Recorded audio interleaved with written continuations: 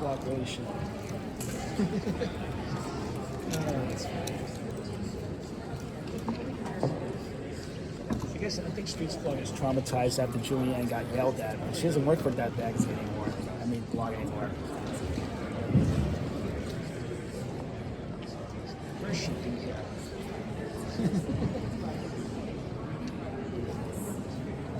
So this is the British consul.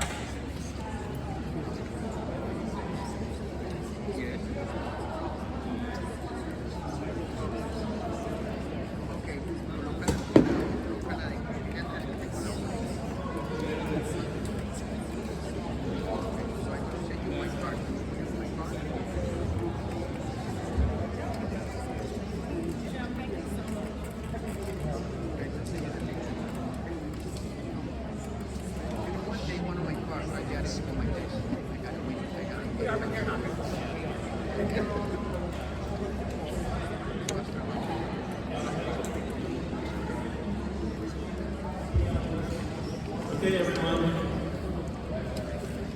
If I could have your attention, please. I'd like to thank everyone in this audience for coming here and making your voices heard. Obviously, this is an issue that is very important to all of us in Manhattan in general. But before I go into my spiel, I want to introduce our founder, our rock, the best organizer.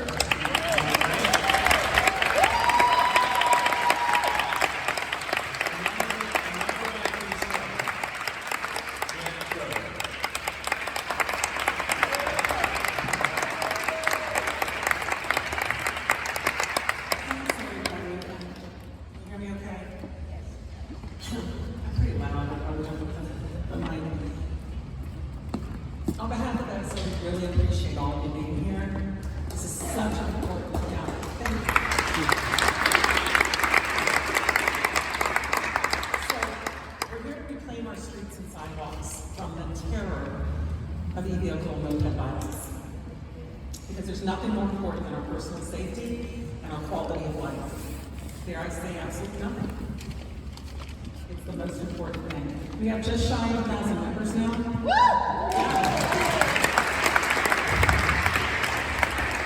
And it's growing by the day, over 180 of which are avid bicyclists.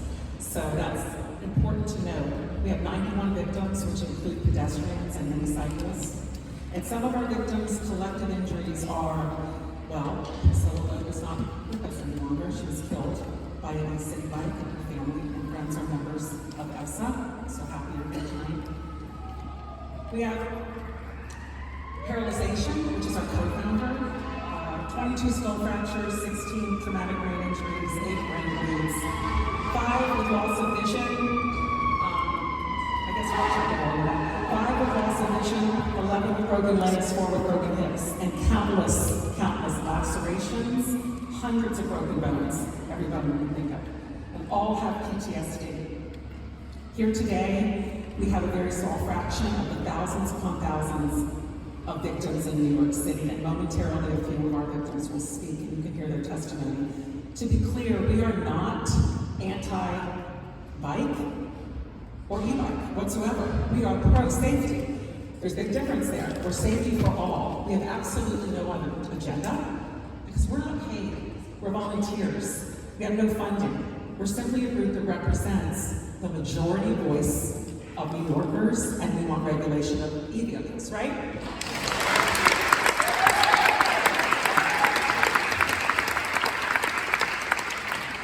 We strongly support Priscilla's law, the Bob Holden Road for registration of all vehicles.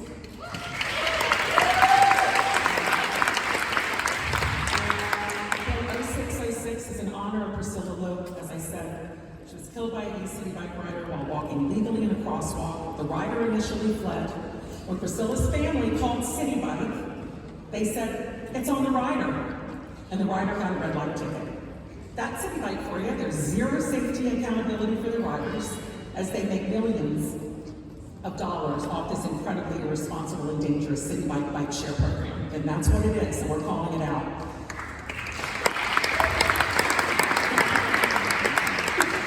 We have an absolute crisis on our hands. It's rarely been addressed from the point of view or concern of the victims, except by our group. That's our point of view. That's where we're coming from. You know, the city puts together the Smart Start educational program you may have heard of, which has done nothing to curb the daily e-vehicle terror in our streets. Education is merely a basic start, the bare minimum. There has been no accountability for city bike or delivery apps, and there needs to be. But only with personal accountability will the riders on these e-vehicles change their egregious behavior. Consequence is what shapes behavior, and there has been no consideration of consequences because there's been no consequence. So that's why we want accountability to shape behavior. Of the 91 victims in all but 3 of their crashes, 91 victims in just our group, all in but 3 of their crashes, the rider fled. A few more attempted to flee but were apprehended. The far more majority of riders flee these accidents, which is exactly why we need visible plates.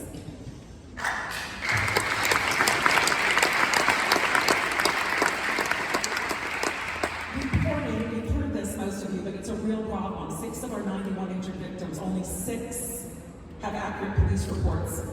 3 others have reports that got checked off as motor vehicle, which went under car, but Alex Forrest solved that for us, and we'll talk about that. We had about 18 victims that didn't try to report, true, but over 60 of our victims tried to report and were told, can't report it because the rider fled. And that's at the scene of the crash. Rider fled, I can't report it. We've got to fix this, we're trying. But when you look into the DOT stats, you do see accurate death stats. They come from the morgue, but you do not see accurate injury stats. About 5% of our victims showed up in DOT stats. We did meet with Chief Rivera. He is the head of NYT Transportation, and he said he was on it. He believed us. He said it's a problem. He's going to try to mandate for more accidents, all accidents to be written up. We hope so. We don't know. This is the most important thing I want to say. Let's talk about transportation alternatives and the reasons they gave for not supporting this bill. We had 34 co-sponsors of Bob Holden's bill, 0758 last year, and they wrote to all the council members and basically asked them to take their name off, and I'll get to the reasons that they gave. And we lost 2. So what happened is we lost the opportunity to be heard, and the victims lost their voices.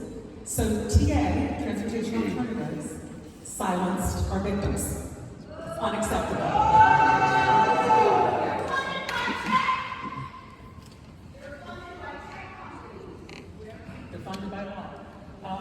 So one of the reasons, let's just get down and dirty, plates will dissuade ridership.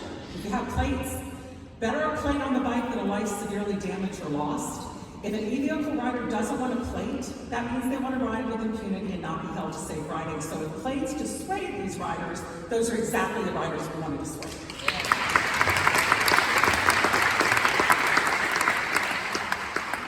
They can change it up, and not being funny, they can change it up. There's still are bicycles out there. And I say that because bicycles still are much less dangerous than e-bikes. E-bikes are not bicycles. They should be in a different class. They have motors, some have throttles, they're much heavier, they brake more slowly. People ride them on autopilot, they go faster. Next, TA says it's unfair to people of color to continue to allow them to ride. Basically, it's unfair for people of color to hold them accountable for their riding. It's unfair. It's unfair. We say it's actually unfair to people of color to allow them to ride with no accountability for the rider's sake. We actually care about the e-bikers. There were 30 biker deaths last year, and that includes all bicycles and e-bikes, and 23 were on e-bikes. 7 of these e-bike riders hit stationary objects. We want these riders' lives saved too. We are actually the ones that care about the riders on these e-bikes. I'm moving along, I promise. TA says that there are more deaths by car. And I always say there's more women, unfortunately, that die from heart disease than cancer, but we still try to cure cancer. So stop with the diversion tactics, transportation alternatives. It's hypocritical, it makes no sense. Cars are licensed, registered, inspected, and insured. Making an e-vehicle rider ride with more accountability doesn't make cars more dangerous. It makes streets safer for all. It isn't either or. We don't have to choose.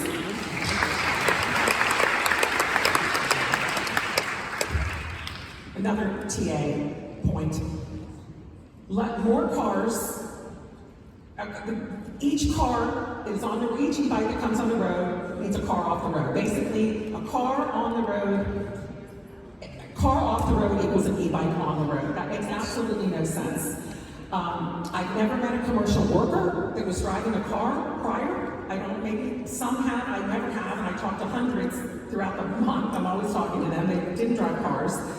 Tourists weren't riding personal cars around the city. They were using public transportation. This also, right? I mean, we're losing a lot to the public transportation. The views of our opponents, whether they realize it or not, are extremely ageist and ableist. Disabled and older New Yorkers already isolated. They're even more isolated now.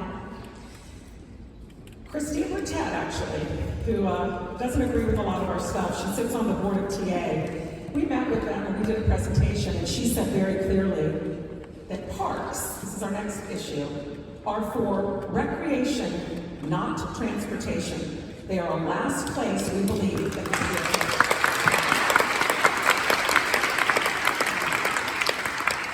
I wanted to share, she's not here because she can't walk, but 77-year-old Marilyn can no longer walk.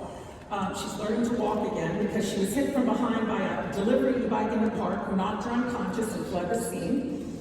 She just got out of 3 months living in a rehab facility, learning to walk again. Leg was broken in 5 places. Her favorite thing was to ride in the park, to walk in the park, excuse me. And she will never walk in the park again because her PTSD is so bad that she can barely walk on her own. So let us hear who wants intro 0060 for prohibiting all e-vehicles in the parks. Pass.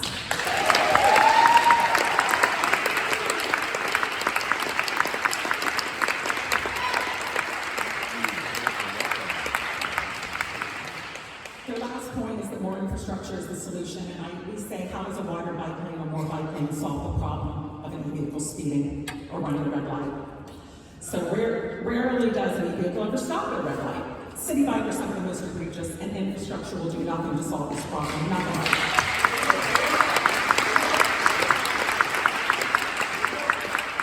And we see vehicles on the sidewalk all day long and next to empty bike lanes often. All over the sidewalks, even on residential streets. They ride on the sidewalks because they can. There's zero accountability. We've had it.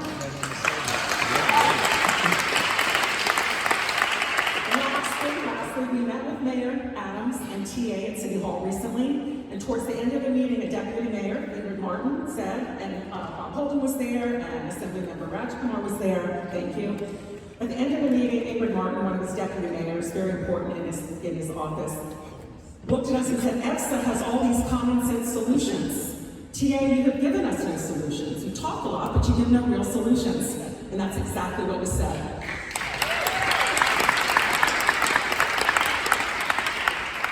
Our opponents want more ridership at all costs. Safety regulations and accountability should be in place before promotion of any new ridership program, like the stand-up scooter Uber line program in the outer boroughs, or the frightening idea of offering a $5 a month city bike membership for 16-year-olds that's brains aren't fully formed, Their skulls aren't fully formed. They have higher auto insurance for a reason. They'll be riding in the streets like they're invincible and with no helmets. It's a horrible idea. We must stop it.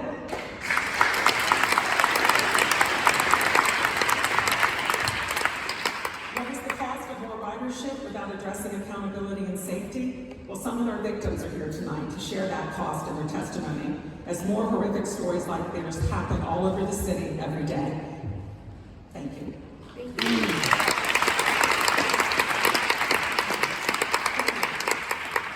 I'd like to introduce Assembly Member from Queens, our friend Jennifer Rajkumar. Jennifer has been a fierce advocate for public safety and victims' rights. She wrote the state version of Priscilla's Law for registration of e-vehicles, and we're fortunate to have her with us tonight. Thank you so much. I'm State Assemblywoman Jennifer Rajkumar. First of all, let's give a big round of applause for the New York City E-Vehicle Safety Alliance. Congratulations. And to the powerhouse herself, Janet Schroeder. And of course, the right-hand man, Andrew Fine.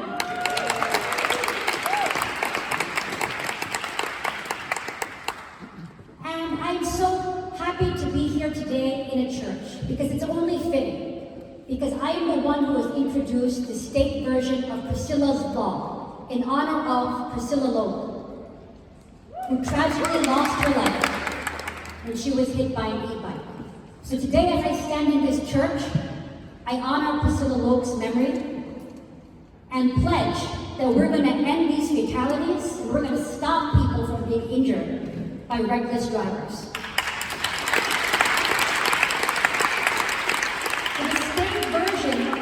Law that I have introduced requires the state DMV to issue license plates to all e-vehicles.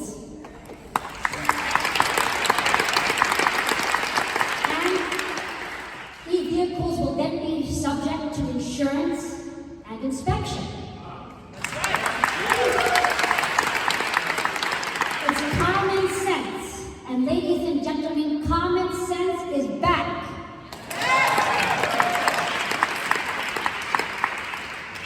So allow me to introduce myself. I'm State Assemblywoman Jennifer Rajkumar. Everyone I've had in my life has been against all odds. Nobody thought I'd be elected to the State Assembly. Nobody thought I'd have the legislative wings that I have had. And I know that that's why we are going to come together and we're going to get Priscilla's Law over the line this year. And we're going to do it because we are the majority of New Yorkers. Here we are on the Upper West Side, but I can tell you in my district in South Queens, there's 1,000 more people that want to be members of this group. There's 1,000 more members in the Bronx. Every borough is concerned about this problem. This is one issue that all New Yorkers agree needs to be tackled, and it needs to be tackled now. So can you believe e-scooters have become the #1 getaway vehicle for criminals? This is an outrage. And we see e-bikes crashing into people, the person is injured, no police report is filed. Is that acceptable to you? No! Is it acceptable that there's a rising number of collisions and e-bike fires? No! So this is a problem that we need to solve. We need to solve it now. We need accountability now. And when we pass Priscilla's Law and there are license plates, we are going to be able to identify the perpetrators of these dangerous crimes.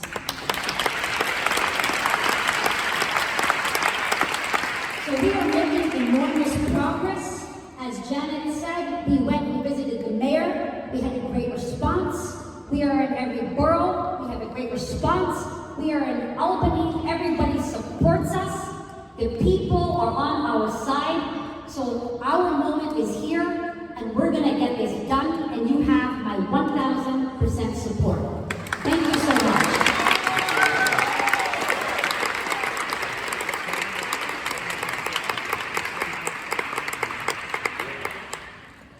It's my pleasure to introduce next the City Council member from Manhattan, who was the first to sign on to the e-bike registration bill, and the first to sign on to the Ban the E-Bikes in Parks bill, Julie Bennett from the Upper East Side.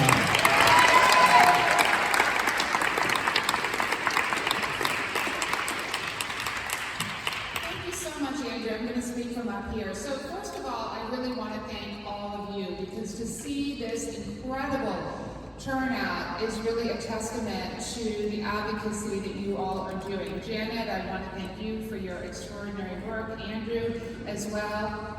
It's really been an incredible effort to see this new group come together and to advocate so strongly. Also want to thank my colleagues in government who are here today. So a couple of different things I want to say. First of all, the work that you all have done, we've heard loud and clear in the City Council. Our council has responded in a number of different ways. First, earlier this year, as you know, the City Council passed a bill sponsored by my colleague, Councilmember Brewer, that gave FDNY the authority to work with the Department of Consumer and Worker Protection, the agency that I formerly served as commissioner of, to enforce violations when sellers are selling powered mobility devices and powered bicycles that fail to meet recognized standards. So limiting lithium battery fires, we know, is only one part of the campaign. What we're here today is to focus on e-bike safety. So I won't go through the stats because you know them so well. You're living and breathing them, and we're seeing them, unfortunately, in these horror stories that we have here on these poster boards. I hear about this issue each and every day from constituents. I first of all want to thank my colleague, Councilmember Bob Holden, who has been championing this issue. And as you know, his law, Priscilla's law, would require that all e-bikes be registered, and there would be a highly visible license plate on every bike. With a motor of any kind, class 1, 2, and 3. We've seen, obviously, countless stories about hit and runs, and it's completely unacceptable. My daughter last year was almost hit, and I, so I personally have had this issue, and I know we all have had it as well. I do also want to say that I was proud to sign on to the bill that Andrew mentioned. We have another bill in the City Council that would ban e-bikes in parks. Yes.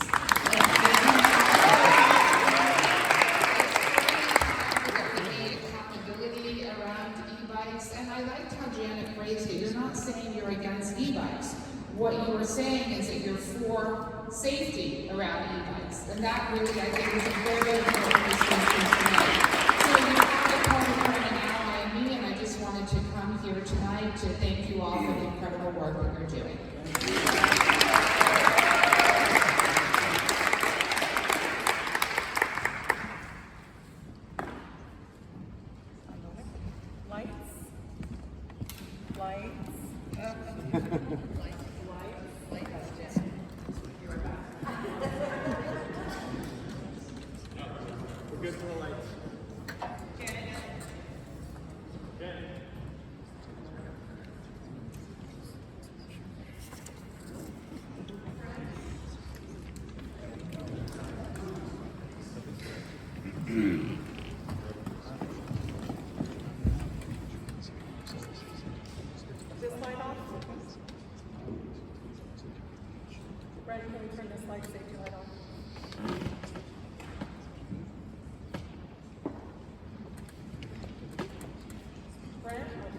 Thank you so much.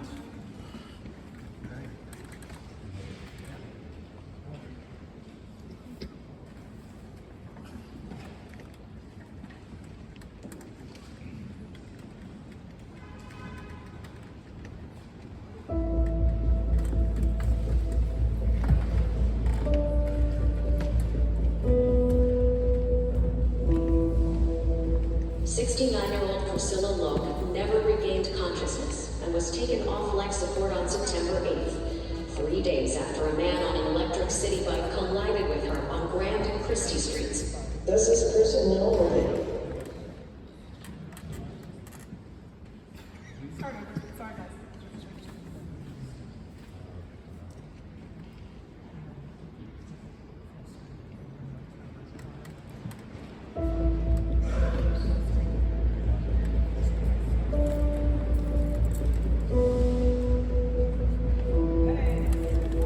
69-year-old Priscilla Locke never regained consciousness and was taken off life support on September 8th, 3 days after a man on an electric city bike collided with her on Grand and Christie Streets.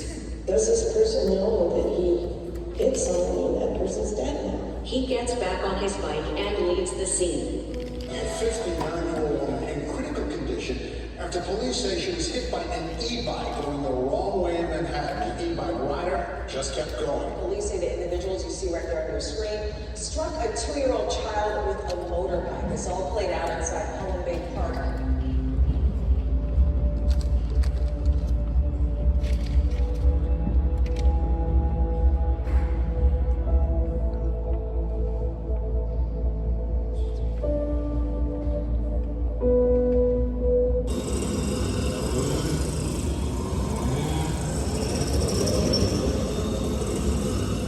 A precious 6-year-old boy is now in critical condition. Authorities report he was hit by a moped. Park users think they're safe from vehicular traffic while inside a city park, and this is where children should be able to play and run and skip without fear of being hit.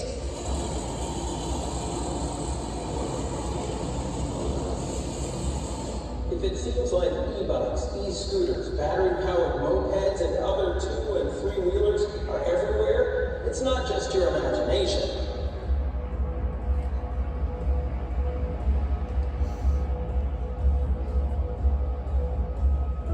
Bruh, I'm going 50 right now. Bruh. Wow. I'm going 60, folks. I'm going 60 right now. What the hell?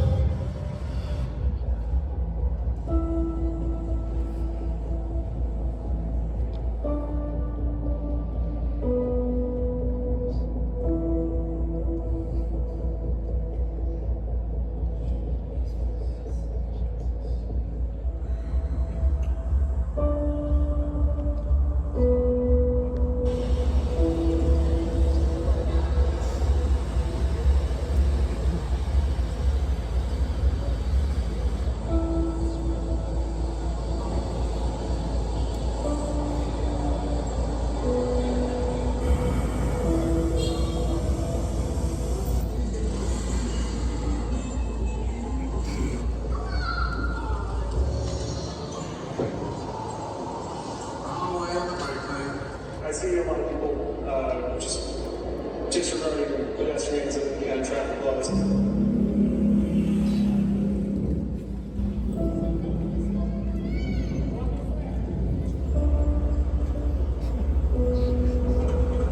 don't even think about cars when I'm crossing the street. As I cross the street, I'm looking for the bikes. Left and right, I'm looking for the bikes. It's horrible.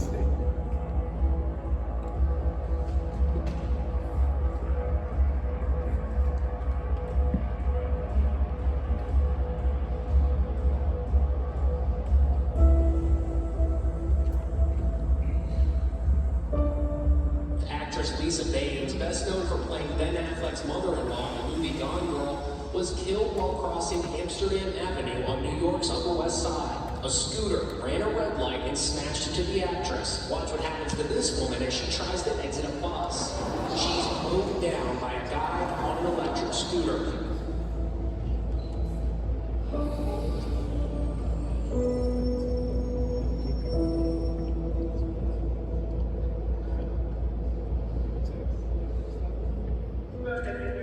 Our first stop, a woman hit by an unlicensed moped on the sidewalk of the Grand Concourse. After hitting her, the driver ditched his bike and ran so fast he forgot his shoes. Minutes later, police found the suspect in his socks.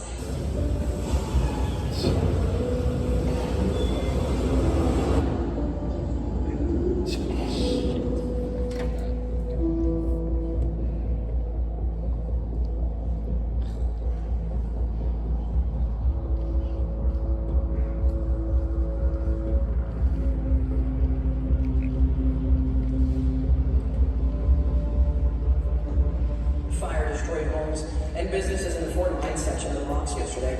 7 people were hurt, including 5 firefighters. The cause, authorities say, was a lithium-ion e-bike battery.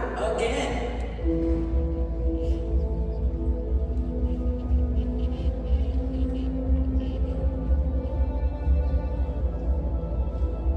You've seen the pattern, a shooting in the city, a suspect on a scooter. Does that the vehicle of choice for criminals right now? Right now, that's the #1 vehicle because he's evasive and get away quickly, and it's tough for police car to catch up to him. Thieves on motorbikes not only snatching handbags, but punching women as well. It happened 6 times in a single night in the span of less than 90 minutes across 4 neighborhoods in the Bronx. This video from June shows another moped mugging in Brooklyn. Here's another from July in Queens, and an attempted robbery on the Upper East Side in August.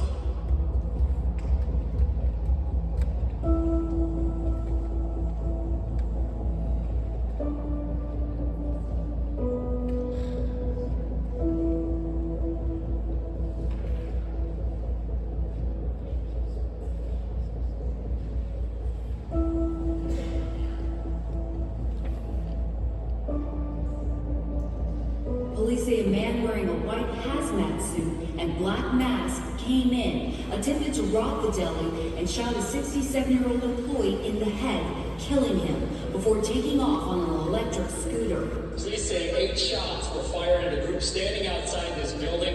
A bullet struck that 17-year-old in the face and killed her. No word yet on a motive. She was the only one hit. And as you mentioned, police say the 2 suspects took off on a scooter. NYPD Chief of Detectives James Essig says the suspect's scooters, which often have no plates or the wrong plates, zipped by pedestrians on sidewalks.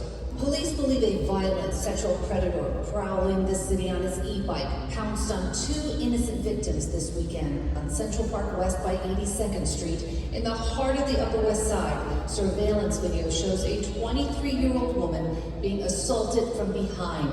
An hour later, near this corner of Avenue A and East 4th Street, a 28-year-old woman was sexually assaulted. Brooklyn, Queens. A scooter-riding killer opens fire on innocent bystanders. Here's what we know about the victims tonight. An 87-year-old man is dead, shot in the back. A 21-year-old man is recovering after being shot in the shoulder. A 44-year-old listed in critical condition, shot in the face. Video shows that he's not targeting anybody, he's not following anybody. As he's driving on the scooter, he's randomly shooting people.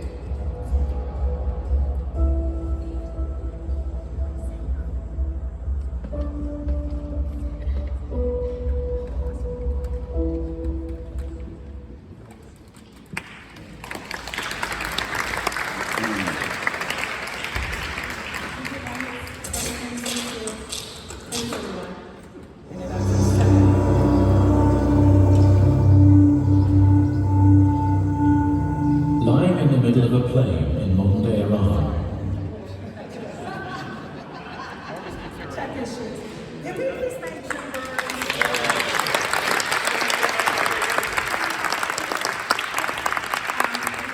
A couple victims and then some legislators, a couple of our beloved, unfortunately, victims. Starting with Pamela Manasseh, the reason that this group started, her story started a movement, and I'm grateful to her and her family for being so generous in sharing that story since day one.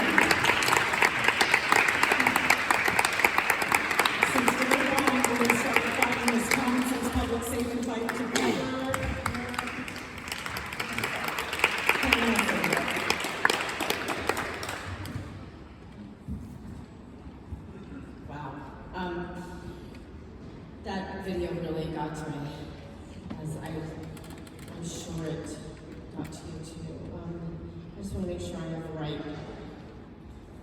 thing up, but it doesn't matter. It's going to be similar to what I was going to say anyway. First, I want to thank Janet and Andrew and Carrie, our amazing counselor. Sometimes I think when one of us is off going to lose it, the other ones bring us back to come together, and that helps us. And I want to thank everyone for coming together. I want to thank the congressman and the councilman, the Rajkumar that leave early, and Bob Holton, and Flores. And I want to thank my husband. 2 years ago, I was crossing the street legally when I was hit by a speeding moped driving off the sidewalk and into the pedestrian crosswalk. My assailant tried to flee, but my husband was able to detain him. As I lay on the hot, burning pavement unconscious, my husband not knowing if I was dead or alive, the police came and we were taken away in an ambulance. We later found out that the perpetrator was simply allowed to walk away, seen by witnesses getting a coffee and croissant at Pan Quotidien. While I suffered a traumatic brain injury, leaving me permanently paralyzed on my right side, there would be no walking away that day for me. In fact, it took me a long time to be able to walk as well as I am. I spent a month in rehab and continue in a lifetime of physical therapy. My assailant, on the other hand, had zero consequences and zero accountability. Even the police report was inaccurately written up.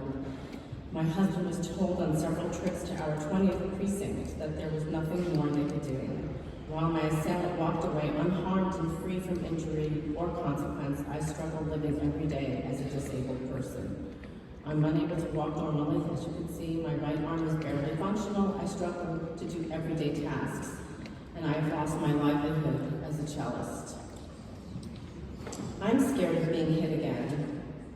Scared for my children, my husband, my 92-year-old mother-in-law, and yes, my dog, as we all have near misses every day stepping out our front door. And we all suffer from terrible PTSD. But it's not really PTSD because we feel it whether we've been hit or not, right? We all have this scare and fear. We're all fear of being hit.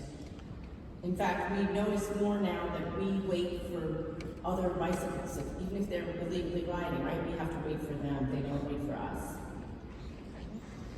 My family, along with EVSA, have been waiting for over a year just to get a hearing for the bill 0606. We now call Priscilla's Law, and 0060, banning e-vehicles from greenways and parks. These bills call for common sense safety on our streets and in our sacred parks. If passed, our NYPD will have the resources to hold these assailants accountable and keep all New Yorkers safe from these dangerous, deadly crimes. Thank you again for being here and for your support.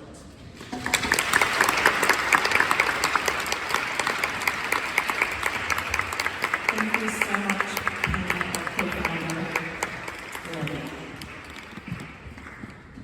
As Pam said, 0606 is called Priscilla's Law, named in honor of Priscilla Loop and all victims of vehicle violence. Sook, Bling, Vi, I think she might have stepped out. She stepped out for a minute. Andrew, do you want to come up and introduce?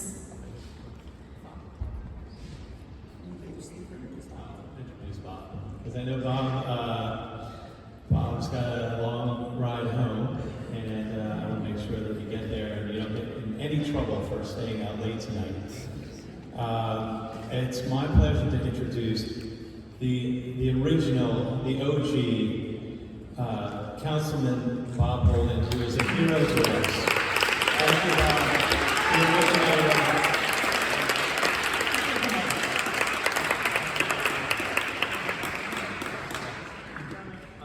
Tech support here with the crowd.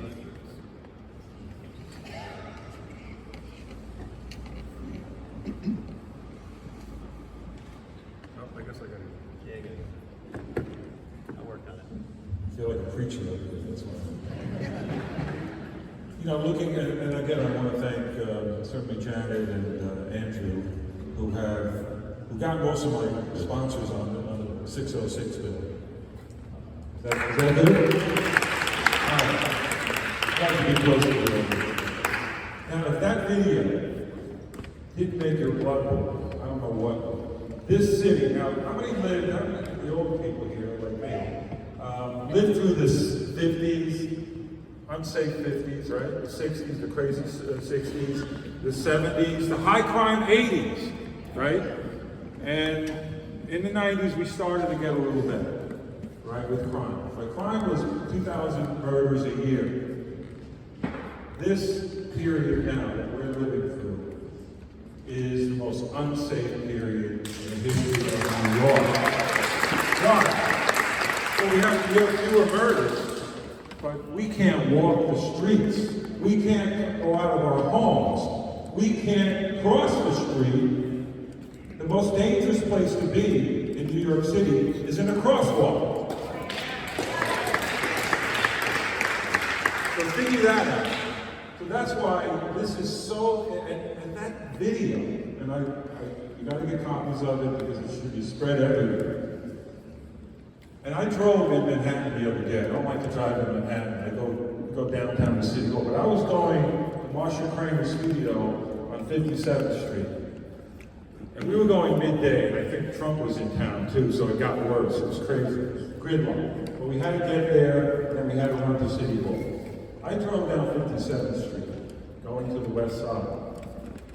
I could not believe the e-bikes, the mopeds, every imaginable, we saw them, e-vehicle, in and out of traffic. It's gotten, since I introduced the bill, this has gotten 10 times worse. And Manhattan is suffering the worst. Manhattan, whatever I almost got hit outside my office. How many people have almost gotten hit by an e-vehicle? There you go. Most of this audience has been jeopardized, and many times, I was going out of my house the other day. I live in a 1 and 2 family zone, and it's very quiet, and I'm coming out of my house, and this e-vehicle goes the opposite way, obviously. It's going down, I have a one-way street, but it's going on the sidewalk the opposite way. And I never looked that way, but now I have to. We have to look every which way. And it's dangerous. Even if you do look around, you don't know what's coming from around the corner behind you. So this is what I don't understand. We got the eventually, for Janet and certainly Andrew, and this group is amazing. We get the most coverage. We make the most noise with this group, and yet we can't get over it. If I get to 34 co-sponsors on my bill, 606, it automatically generates a hearing. But why haven't we gotten a hearing with the majority of the city council members supporting my bill? What's the answer to that question? Because I don't know. Transportation alternatives. Right. That's the matter. Again, transportation alternatives. And when we had that meeting with the mayor, and Andrew and Janet can tell you, because Janet alluded to it, we had transportation alternatives on the other side of the table. And the mayor asked, well, what we have this group's solutions. We have Councilman Holden's solution. What is transportation alternative solution? Nothing. They said, oh, we have to get a holistic solution. What the heck is that? When our lives are in jeopardy, we have to figure out, we're still thinking about it. And we need more bike lanes, enclosed bike lanes, secured bike lanes.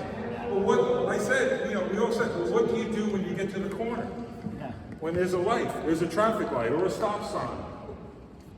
Who's going to stop? How many vehicles do you see stop for red lights? Never. Right. If you enforce the laws we have, how do we identify when they do go through the law? They're not doing it. And transportation alternatives will say enforce laws. Yeah, right. And then when they hit us, what do we do? Or if they go through a light. I met with technology companies that make the cameras. And those cameras can read the license plate on the back of an EV. So why not put them on? And I don't care about the fee. The fee doesn't have to be more than $20, right? I'm not going to discourage people from riding bikes or e-bikes, but e-bikes are not bicycles like was mentioned. They're not. They can kill people, and they do. And they're dangerous, and people are not abiding by the laws who are riding them. So what's the answer? Support bills like mine or Jennifer Rashomar. Rather, like we mentioned, rather the state do it, because the state could be better at it. But we can do it on the city level until they catch up to us. But we can't live like this, folks. We can't be afraid to go out of our homes.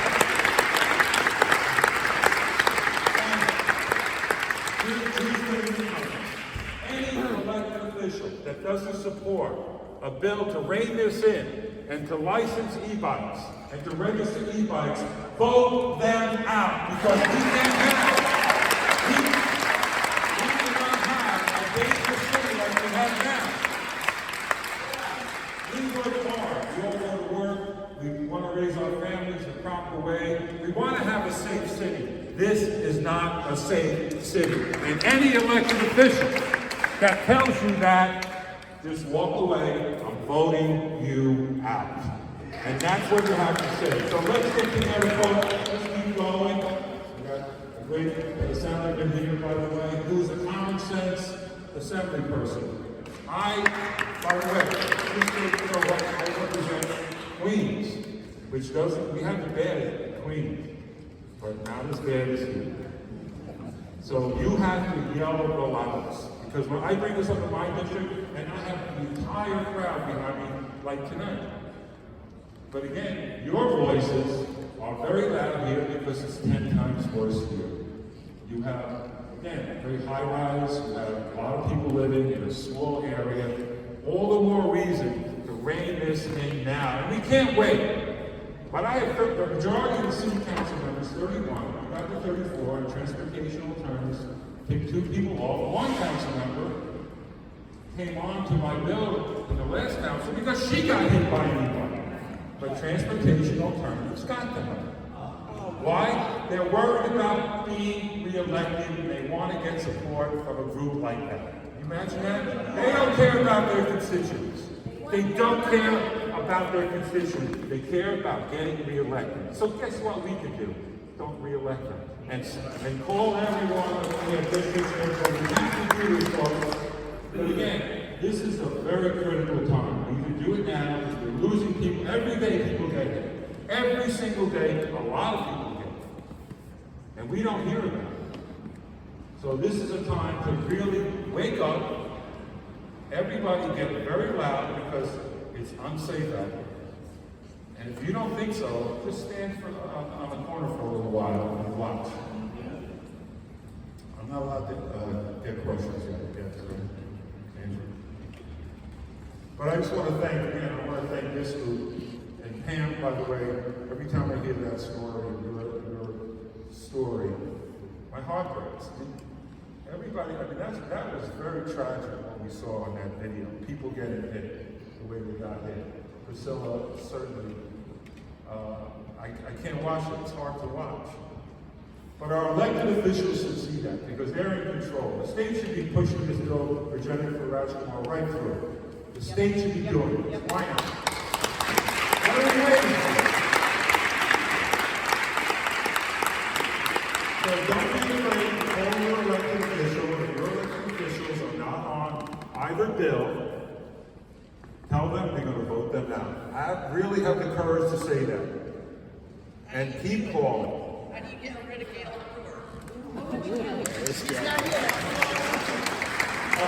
Anyway, I want to thank you again. Thank this group. I don't want to keep going because I know we have a lot of speakers tonight. But keep up the pressure. And I love this group. I'll come here as much as you want. You know, I will do it until you do it. Thank you.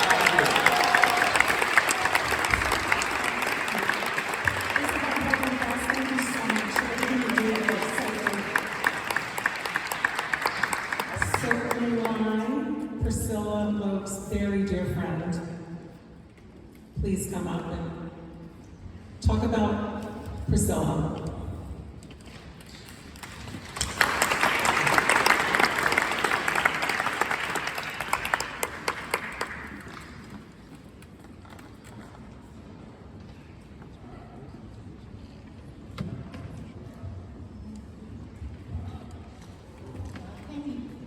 Thank you, Janet.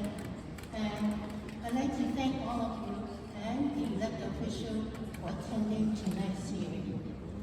And my name is Sok Ling Lan. I just retired this year from Manhattan's Chinatown Head Start, where I was the executive director for nearly 45 years. Chinatown Head Start helps children ages 3 to 5 learn and develop self-help skills to speak English, socialization, cognitive, and physical development. Priscilla was one of my long-time dedicated staff. She was there for 41 years before her sudden death. Today I speak on behalf of Priscilla Look's family, friends, Chinatown Head Start Sponsoring Board, and staff members. We support Priscilla's law that require license plate and registration for all e-bikes.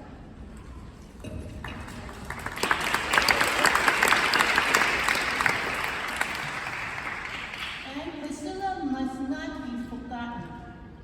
She was a naturalized U.S. citizen. She got a college degree from Hunter College. Her immediate family lived in Malaysia now. Her elder sister Winnie from Malaysia has asked that I read this statement today. Yang, which is Priscilla's Chinese first name, you have made such a big sacrifice to help this bill pass so that the future e-bike will take extra precaution when on the road to prevent similar accidents from happening. We all miss you, and you always remain so deeply in our heart. We cherish all the happy moments we had with you. We are sure you are now happy with all the angels guarding you above. Love, Winnie. On September 5th, 2023, Priscilla was walking in broad daylight in Manhattan, Chinatown, where she was hit by a city bike that ran a red light. The impact caused her to fall on her head. The biker left the scene without giving his name and address. Meanwhile, Priscilla was clinging to her life in Bellevue Hospital, unconscious for 3 days. Her niece, myself, and Chinatown Head Start staff were by her bedside. During this time, Priscilla's family and friends, we kept wondering, who did this? Why didn't he see her? We need to catch this person. This person needs to be responsible for what he did. We felt helpless, just waiting for the police investigation. She died on September 8, 2023. After the community held a press conference, we finally got answers. The biker needed to know Priscilla died. It took the police approximately 3 weeks to find the identity of the biker and locate where he lived. Priscilla's law will help many victims and their families find out who is responsible quickly. They will not have to feel helpless and left in the dark. They can get answers even if the biker left the scene. Otherwise, they will not have closure. Priscilla worked her whole life until the age of 69. She planned to retire this year too, and was in excellent health. She deserved to enjoy her golden years. She enjoys eating food, good food, and traveling. She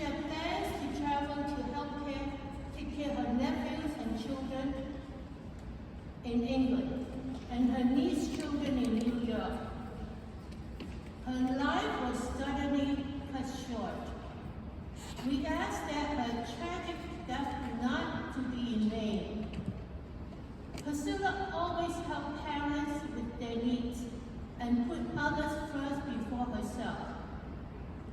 In order to help other victims and their family get answers to the basic question, who did this? Please pass Priscilla's law and require all e-vehicles to be registered and licensed, and age requirements should be the same as in all other vehicles. Thank you.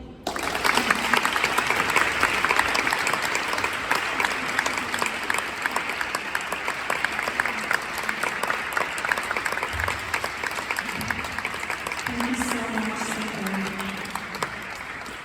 Before I introduce the next person, if you have any questions, please write them down on the index card. It's helpful to give a first name if you want to, who it's addressed to, and your question or your comment.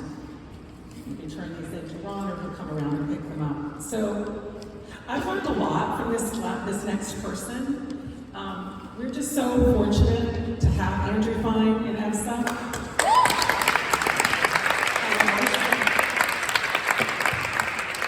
He is an original EVSA member and one of our core 4 steering committee members, along with Carrie, Pan, and myself. He truly loves the city and he fights hard for common sense laws, quality of life, and issues of public safety, for public safety every single day. He really walks the walk, and we're just so thankful for Andrew Fine.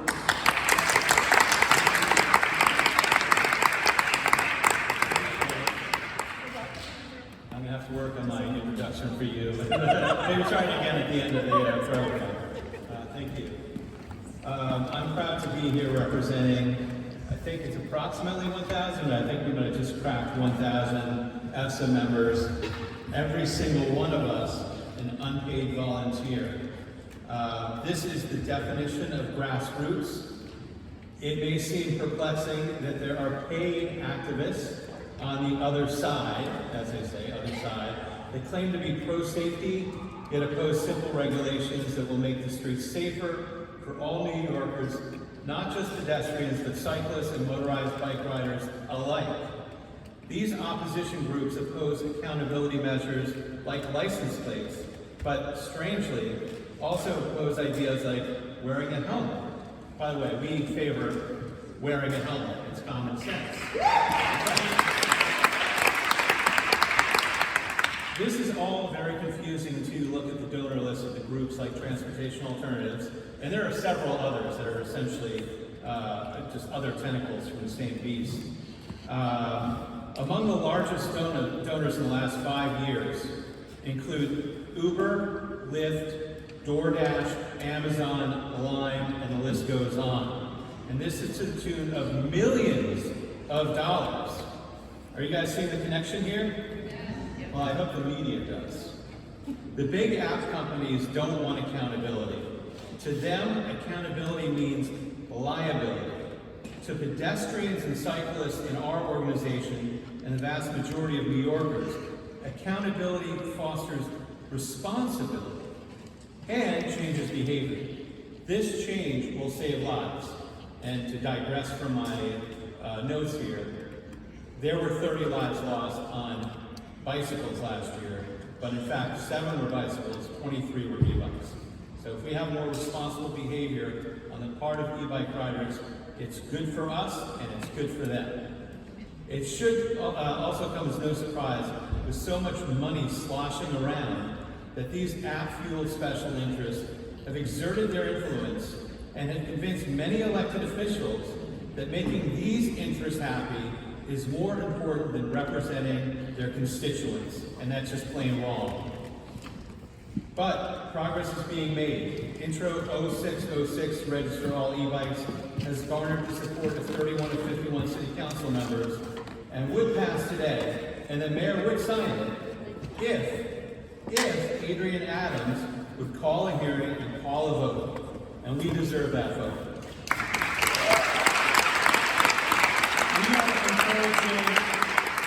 We are encouraging our members to call her and call for a vote and be unrelenting. And we know that our members are just that. So thank you in advance for driving Adrian Adams to a vote. We have heard, yes, please. Number one roadblock. We have heard every excuse from some of our very local electeds that refuse to hear our voice. They say that they haven't read it yet, or they said they'll look into it. This has been in the chambers now for 2 years, and everybody knows exactly what 0606 is. In fact, Transportation Alternatives was perfectly happy to help them understand what 0606 is. They say that maybe they should license some e-bikes, but not the others. They say that maybe it should be a state issue. Well, we have a bill for that as well. The city must take a stand. New Yorkers want e-bike regulation, and we must send a message that we've had enough. Have we had enough? Yeah.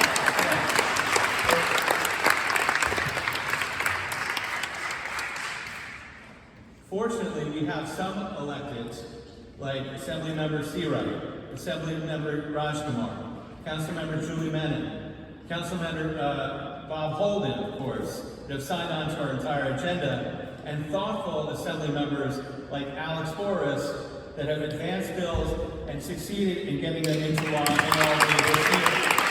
Thank you, Alex. He's always listening.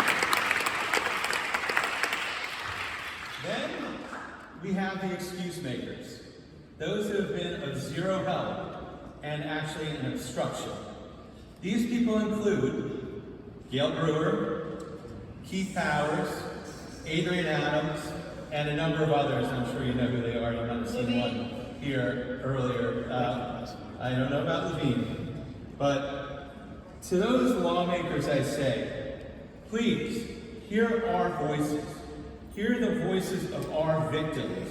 And please, be true to your constituents and not to the special interests.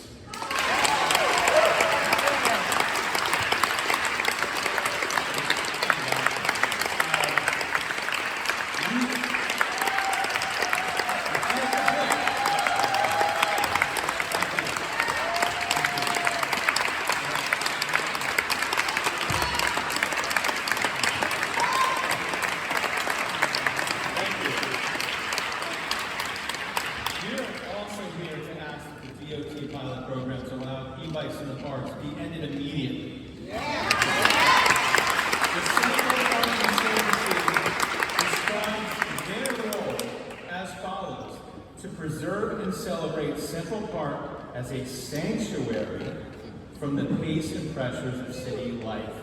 Do we need 1 million e-bikes buzzing around the park? Yeah, since this pilot started in May of 2023, crime in the city's crown jewel has skyrocketed. Assaults are up 57% year to date. There was one just on Thursday, right, with a kid who got sprayed with an unknown chemical agent, a child, by an adult on an e-city bike, just rolled off and they're still looking for it. Robberies are up 105% year to date, and all crime over the last 2 years, largely during this pilot program, is up 50% overall for all crimes. There's a direct correlation. As Chief of Patrol John Shell has been quoted, he describes e-bikes and mopeds are the getaway vehicle of choice for criminals. They are the ghost vehicles that vanish without a trace. And finally, my last point, thank you for listening, mopeds. We saw all the damage that mopeds do, how they're used in crimes, how they are completely unaccountable. We have been, and Alex helped greatly with a bill to get mopeds licensed in shop. But at the end of the day, do we really need mopeds? Because do we need mopeds in New York City? No. I don't think so. And I think Janet and I were just debating about this, whether it's 1,500 are actually legally registered in New York City, and Alex said 5,000 as of last year. Is that right? He's got a number. What is it? 1,653. All right, Janet, you get bonus points. So there's 1,600.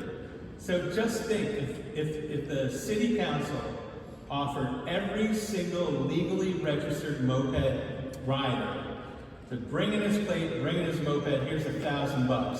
You take them off the street, we could get rid of mopeds altogether in New York City. I guess what I missed here was, unfortunately, with mopeds, the term scooter shooter has entered our vernacular, and this is something that we want to eliminate it from our language. Thank you so much for listening.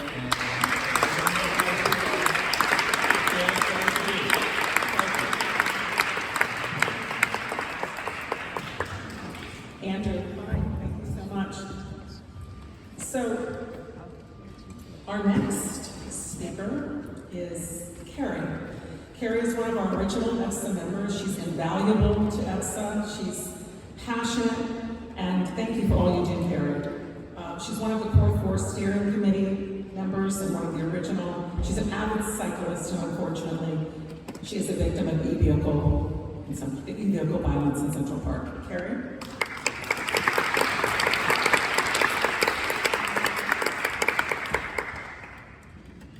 I have to echo everyone that has preceded me in thanking our fearless leader, Janet.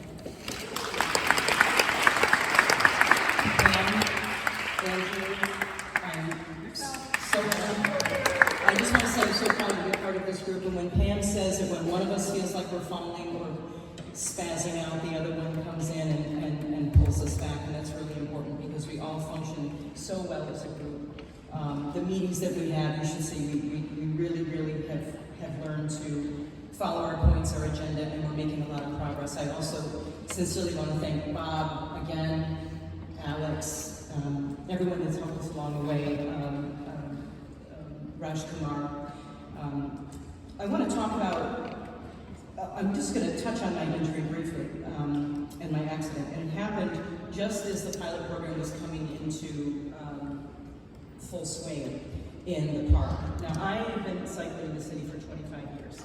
I am a fundraiser. I fundraise for Bike MS for about, this will be my 17th year. I've raised tens of thousands of dollars on my bike. I have been hit by a car on my bike.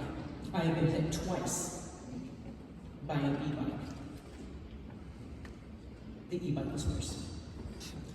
I was hit by 2 separate times by e-bikes by different deliveristas. The one in the park was, I can only estimate going 30 to 35 miles an hour through a crosswalk, coming through the pedestrian area. I landed in the hospital.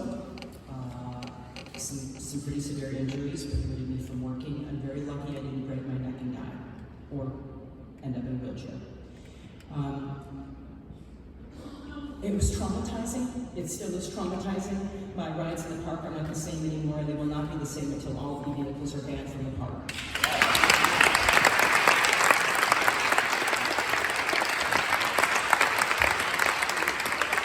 I would prefer to continue to raise money for charity on my bike as I have for the past 17, 18 years. Actually, I've ridden for other causes as well. It's okay. I prefer to continue to be healthy enough to raise money for people that have legitimate diseases and not be struck down by e-bikes. That's why we want the pilot program abolished. It's something that we are hopefully going to touch on today again. What I want to cover, thank you for your support in that. What I want to talk about is Lyft City Bike. In this program that is, go ahead, has just taken over our city as well as the unchecked, unlicensed, unregistered, uninsured delivery bike community.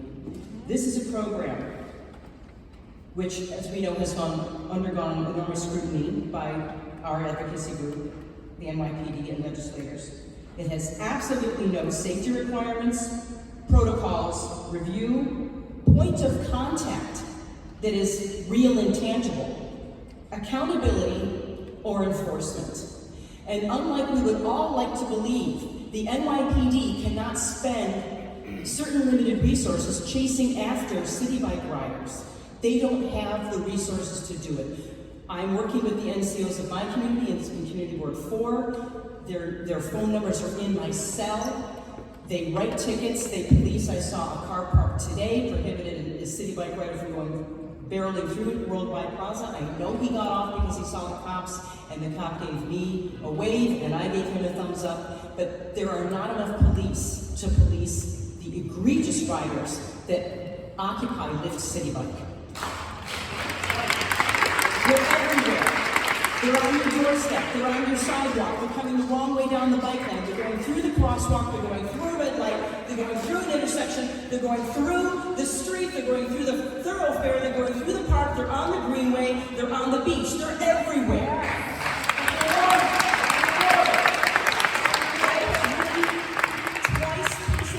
I've emailed twice to the head of safety of Lyft, C. Sampanaro, I believe is her name. We have not received a response. We are trying to coordinate and had tried to coordinate with Eric Bontra's office before I emailed them to enlist their help with this. At first, they just wanted us to try it for ourselves. I knew that was not going to be effective, but as Eric is a poster person, a poster man for City Bike, because he's always on City Bike, just like Adonis Rodriguez is, the DOT and certain legislators don't want to get involved with City Bike Lyft legislation. I don't know why. Maybe you can tell me why, okay? But I will say that it's unacceptable. They are the stewards of our safety. It is their job to protect and serve us, just like these two people, wonderful people are. They are not doing their job. I recently spoke with Eric Bontra's chief of staff last week, corresponded with him, and asked him again, enlisted his help again. Please, please email the head of safety of Lyft. We need a meeting with them. We want to impress upon them everything that myself, Ron, Janet, Andrew, Pam, that we all have to say in trying to enforce the legislation with this horrid system. The last thing I want to say about Lyft City Bike is this. There is a movement now for kids 16 and up, which is not even a legal driving age, to have a $5 a month free pass to City Bike all over the city, wherever, whenever. It's a bad idea. I saw the presentation last night at CB5. It was struck down because there are so many holes in it. It's horrible. It's pushed by transportation alternatives. It's not going to work. Kids are not going to wear helmets consistently. They're not going to follow the laws. There were so many pockets of error in this young man's presentation. I was embarrassed for him that transportation alternatives actually pushed him into this group. However, the community boards are looking at this, and since most of the community boards, as we know, are transportation alternatives heavy, will push this through as well. We need to get in touch with the Board of Education. If anyone has any contacts with the Board of Ed, if you work for the Board of Ed, if you're involved with them, please let me know. We are asking for people. We will send out the email to the Lyft City Bike head of safety. We want everyone to be emailing that person, requesting safety measures to be in place that we have been discussing with our community boards, transportation boards. And we would also like for you to support going to the community board meetings when this proposal is going to go, and state your opposition for it if indeed you feel that way, because it will wreak more havoc on our city streets. Thank you.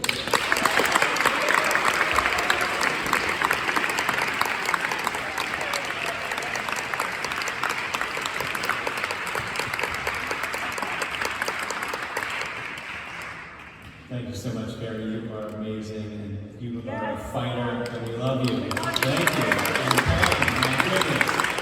Rounding off the floor. I would now, and of course Enchanted, who is the most wonderful organizer that I've ever come to know. I'd like to, speaking of wonderful, I'd like to introduce a assembly member who's taken up the torch for safety on our streets, who's been a leader, who's done the work, who's done the research, and who's made change. And we hope he's going to make even more change in the year ahead, because we know we have the momentum. But in the meantime, we'll be plotting and planning with Alex Borges, the rising star of the Senate.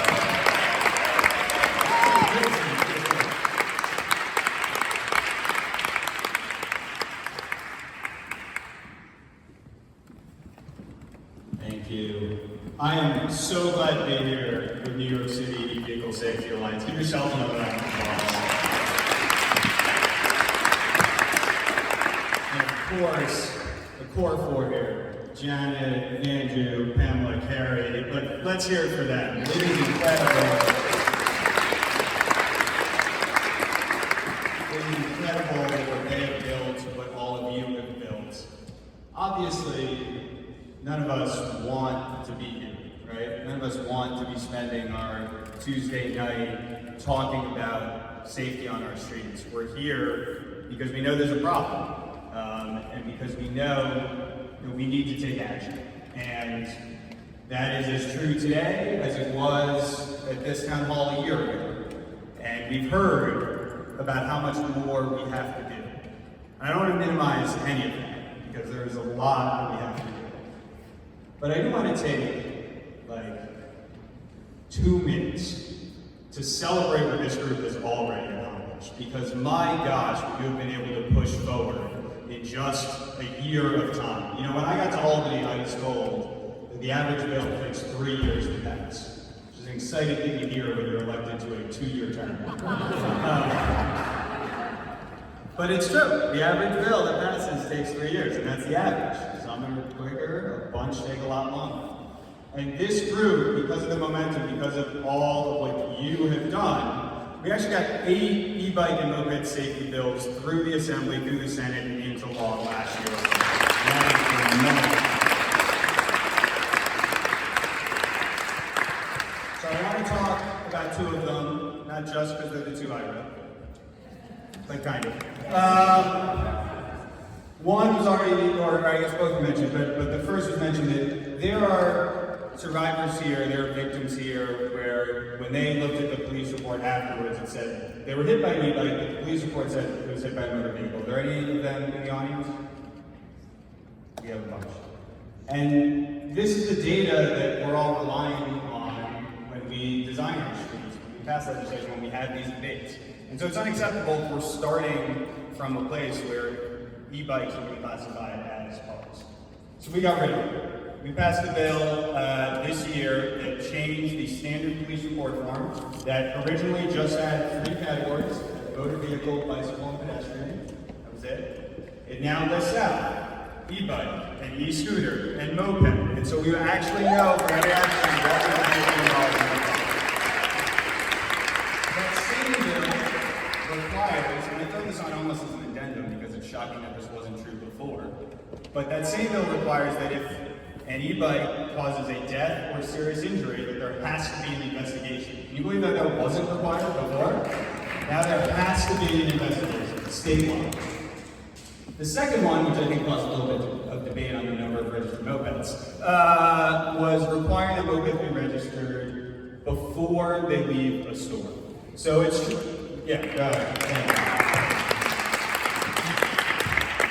it's true that there are tens of thousands of mopeds. I don't even really know how to estimate it.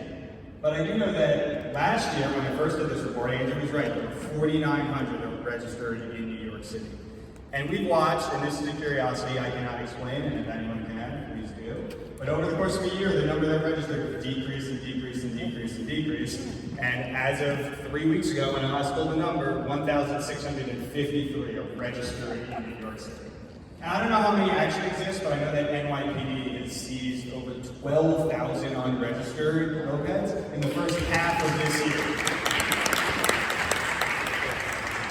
So now, that bill, we need, unfortunately, give the DFB time to implement. That bill takes effect in January. From then on, you will not be able to purchase a moped anywhere in the state without registering it at the point of sale.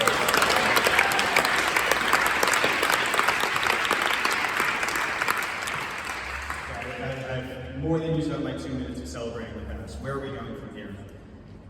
Elected officials, you know, especially around campaign time, we like to tell you that we're all powerful and we'll fix everything.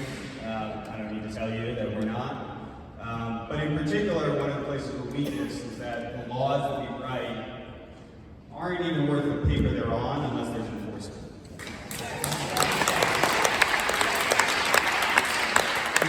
There's a lot more legislating we have to do. I have a few bills, all my colleagues up here have bills. There's more legislating to do. But we also need to solve the problem of enforcement. And that's really the focus on.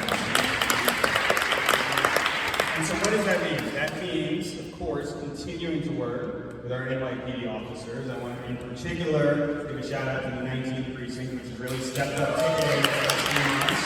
It's been great work for that. We need to have a lot of the city.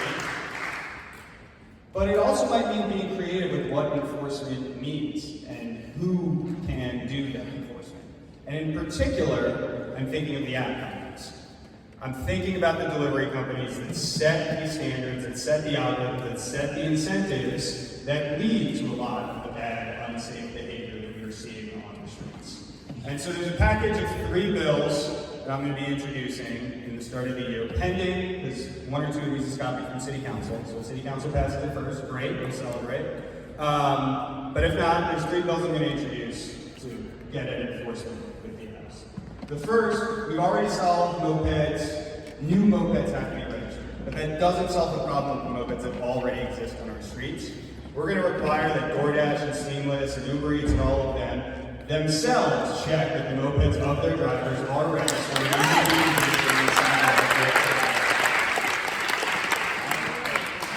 Second, and I didn't even know this was in the EVSA packet now, and I'm glad to see it there, the app companies need to also be liable when there's a ticket given to their drivers.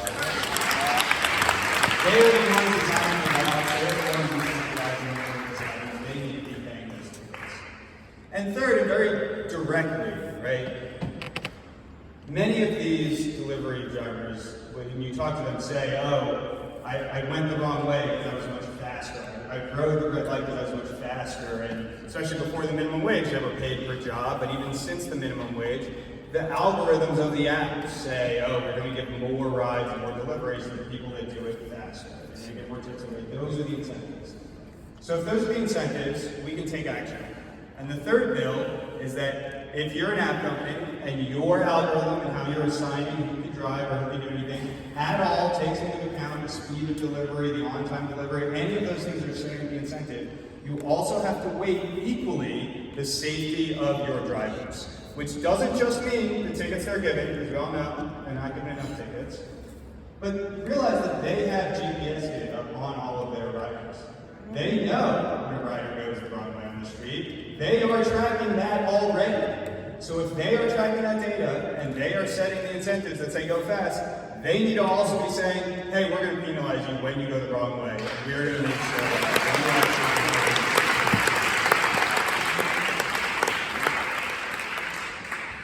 it's crazy that we have to be this creative. It's crazy that we have to work this hard.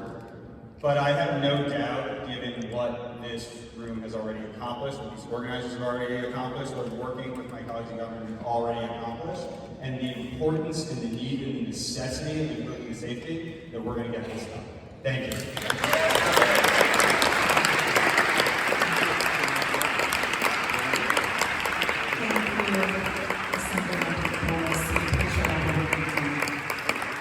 I'd like to introduce Shu Zhang. One of our new victims, she was hit by a moped in a park. And I want to say that mopeds are in parks because e-vehicles and e-bikes have been sort of the gateway to every kind of vehicle in the parks. Shu Zhang. Hi everyone. Thank you for having me today. Janice, this is a really amazing organization for me. So I'm a runner. My wife is also here today. I have been living in New York City for more than 10 years. Right now we are living in Long Island City, Queens. So this year, June 13th, after work, both of us was just jogging in Queensbridge Park, inside the park. So a moped with very high speed just hit me from the front. I lost consciousness immediately. And when I woke up, I was several meters away under a park bench. There was blood on my head and a huge pain on my left And then later, I immediately sent to ER, and the X-ray and MRI showed basically my left knee, ACL, PCL, MCL, meniscus, the head of fibula, all damaged, all completely ruptured. So I had to undergo almost 5 hours of surgery to replace the ligament. But actually yesterday I just had my second surgery. Now I need to do PT 3 times a week. Probably it's gonna be at least another 3 months. I cannot really walk too much. I cannot stand for more than 10 minutes. And I used to be a marathon runner. So this is, I have tons of medical bill to pay. It's the consequences I need to live with now, and the price I need to pay. I just do a routine jogging in my neighborhood park. This is what I need to pay now. So the question is, what the consequences to the person who hit me and run? Nothing, no consequences. He's probably right now riding his moped somewhere else in the city. So just now I was watching the video, saw actually those people commit crime, violent crime. Because the way they hit me doesn't really make sense, because we saw each other. It's still daylight, so they just hit me on purpose.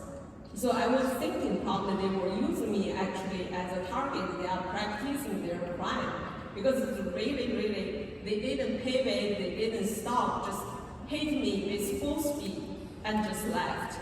So it's, I told Janet, I have never had an injury like this in my whole life. So I was on the ambulance. The pain, yeah, it was a lot, but the overwhelming, the feeling I had actually was anger. I was so angry, so frustrated. I couldn't understand why the heck the moped inside the park just running like crazy. So I really appreciate all the effort, the organization of the politicians today here. It's kind of like for me, because it's just 3 months ago, it's really healing for me. I see, yeah, there are people really care, people want to help.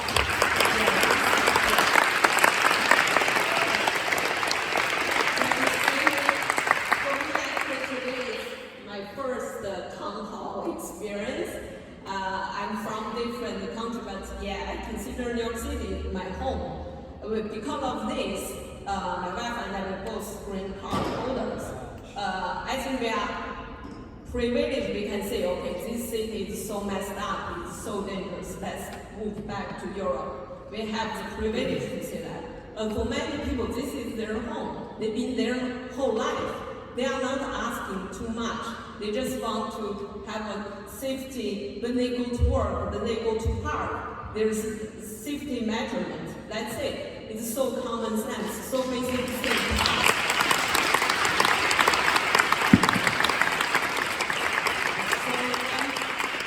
I'm really happy to see people care. You guys, thank you so much. I think we are in the right fight. We are fighting the good fight.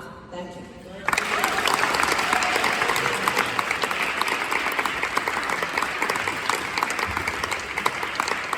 We are winding down. We have another victim. We'd love to also hear from Bill Brewer.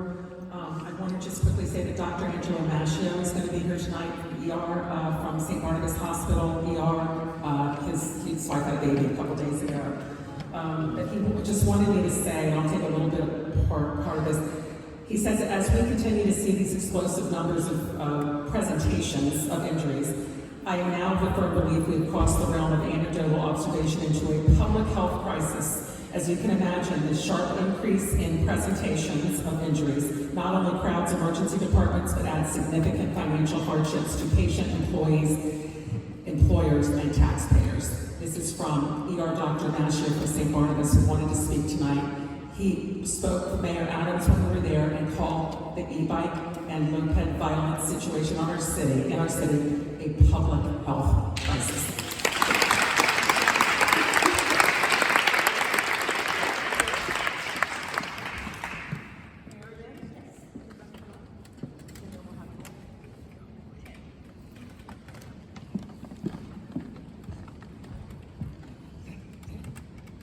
This is one of our newer victims, but we're so happy to have her join us, Marion Lewis.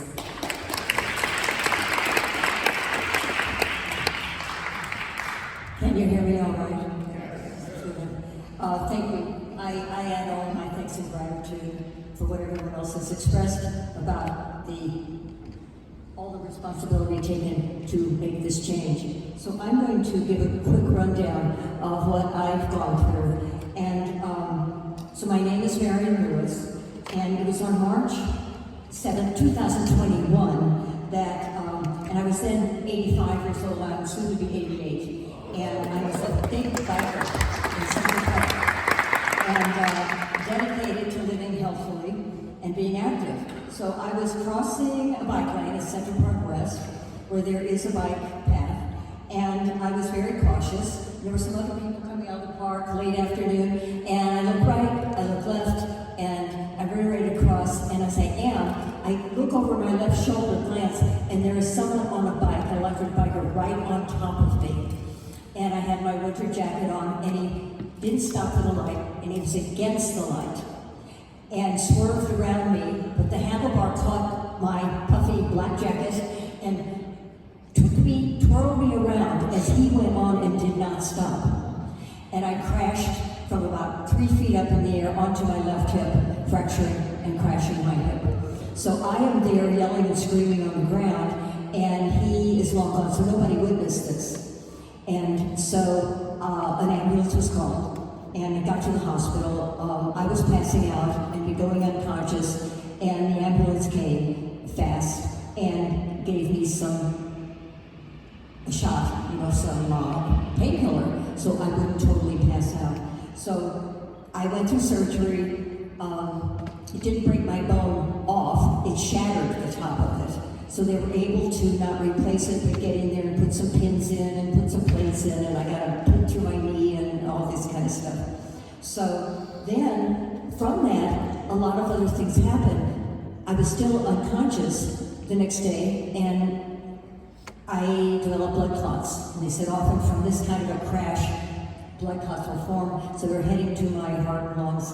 And the doctor called my daughter that I was probably not going to make it. She ran home to get my end-of-life papers, but they were able to make some incision in my body and my groin and put a filter up there to filter, so no blood clots could get up in my lungs and heart. So they saved me again, and some fabulous doctors. So then in recovery, I don't remember a lot. I was so out of it in this recovery, but I had to go away for a month for recovery. And then when I got back home, continue in that. I went in a wheelchair. I graduated to a walker. I had to learn to walk again. And then eventually a cane. And now I walk and I look really normal. But my new normal is not like my old normal. Because I then, a few months after all of that happened, I woke up in the middle of the night with a stroke. So, and the doctors told me often this happens when there is a blood thinner, going off a blood thinner, which I had done, which loosened a piece of plaque in my body, and it went to my left brain, created a blood clot, and it started paralyzing the right side of my body. So again, got to the hospital fast enough that they saved me from damage, like to talking, seeing, and all of that. So I recovered now I look normal, but the right side of my body, I have effects from the stroke that I said will never change. So I have to be very cautious how I walk. I have physical therapy I've had for all these years. I just ended it in the end of May. And because I developed bursitis in my hip, and I developed some spinal stenosis, and I developed all these, after effects of this. So anyway, I am very grateful for all the help that I've gotten.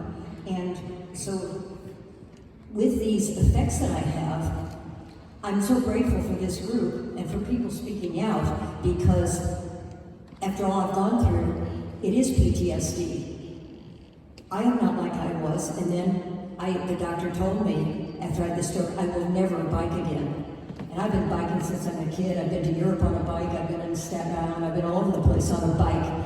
And I just had it reconditioned before this all happened with new, new brakes and new gears and all that. Well, it's sitting in my bike room, and I'll never ride it again. So it's all those for all of us, me and my family, my daughter and others, that the pain of all of this. And I'll end this with, I hadn't planned this, but I'm going to do it anyway. There's a word that we all know called love. And we use it a lot, like how we like chocolate a lot, and we love chocolate, and we love different things. But it is really not an emotion. It is a energy. It is a force. It's what keeps the universe together. And the highest form of love is right action. And Miss Priscilla's law is right action.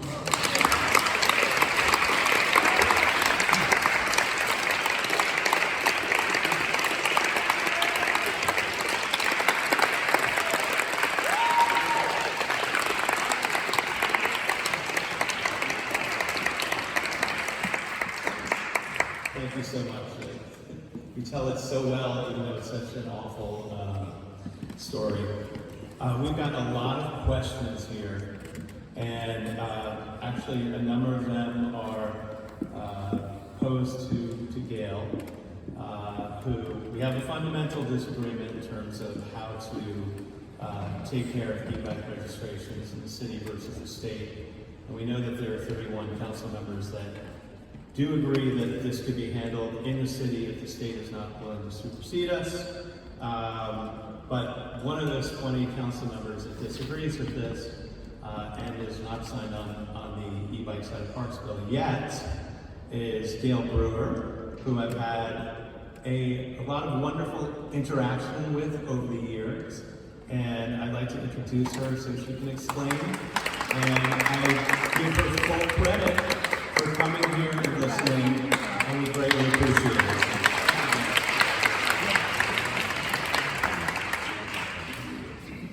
So I am Gail Brewer, and this is my second or third wonderful Janet events, and I appreciate everybody and all the hard work you are part of. I did start out on this topic because there are so many ways in which we're getting hurt, and one of them are the fires. And so I passed the first bills in the council that said you cannot sell a battery that is secondhand. And you know, I have no idea if these things are really, back to this enforcement problem, because both the fire department and consumer affairs and worker protection are supposed to be going to these shops and making damn sure that they are not sold, because it was just a fire every day. There's fires constantly from these batteries. So these laws are in effect. Those were my laws, law 49 and 50. Secondly, I am now focused on the fact that we need we need batteries that are new. And there's a group called Pop Wheels. It's a new startup. They have like a vending machine. And the vending machine, you put your old battery in and your new battery comes out. And we're trying to get that on the Upper West Side because I do not, and I don't think it's going to happen, want to have the 71st Street subway station to be for anything to do with batteries and exchanging, because the space is too small and it's not the kind of place that you can have a whole bunch of individuals with bicycles switching batteries. So we're hoping to make sure that does not happen and find another location for these vending machines that would be appropriate. Just so you know, I've been focused on that.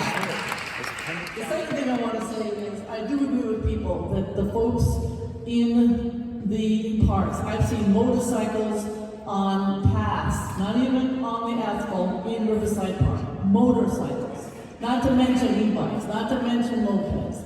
And I feel very strongly that they are not appropriate in any of the parks. I know the Central Park is trying to figure this out. In some places, there's no room, period, for pedestrians and e-bikes. It's narrow, greenway, you cannot have both. So I think that's really important. I do believe, I'd also be glad to get the meeting with Lyft. I know them well. I'm glad to whoever was focused on that would be glad to work on that. I have no problem doing that either. But in terms of, I also, just so you know, spend a lot of time with the police department.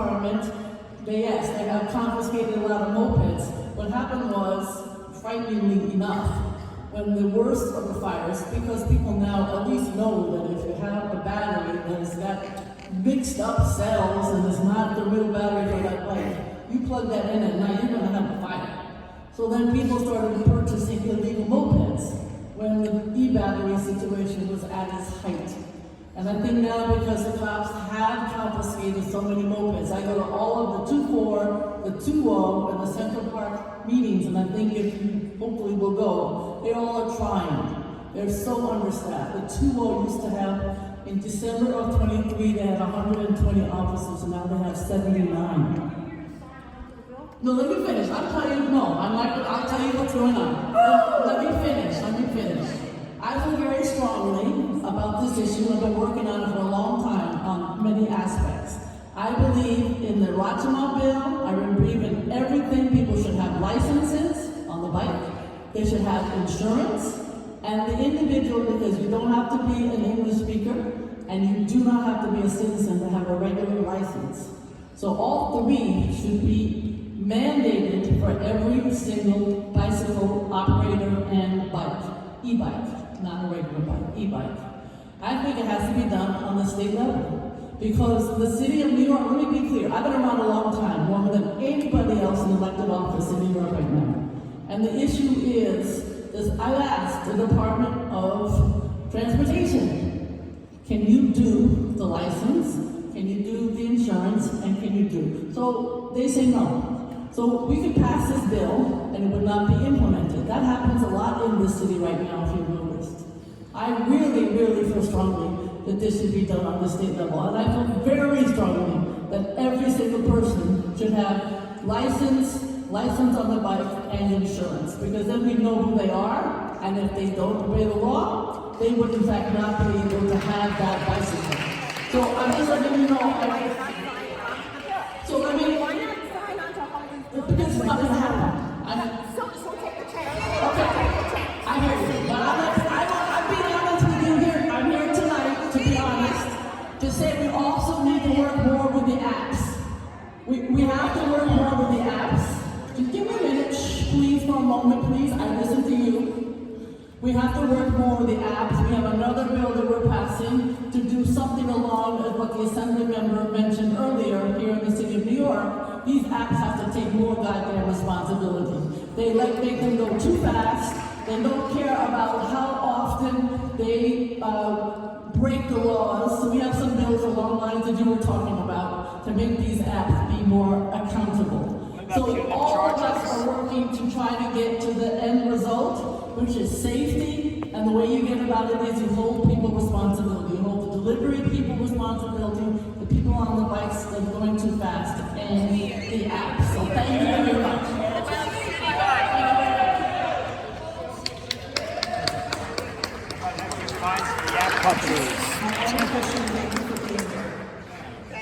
I appreciate it. The bikes out of the park.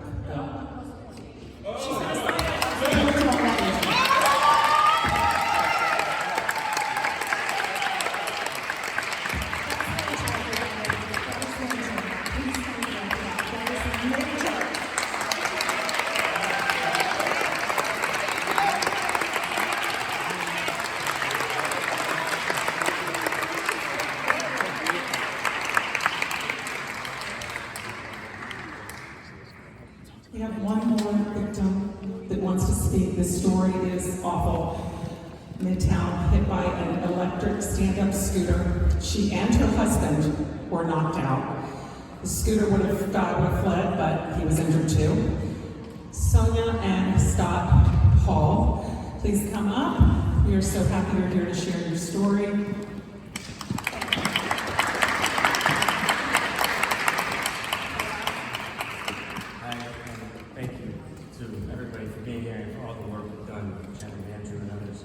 Scott, as a side of my life. Just about 2.5 months ago, we were both.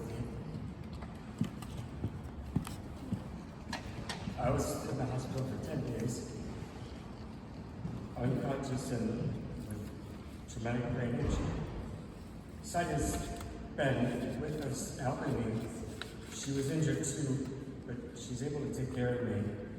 And and I would like her to tell more of our story. I haven't been able to work since the accident happened, and I can't live my daily life on my own right now. It's decided you can help me. She could.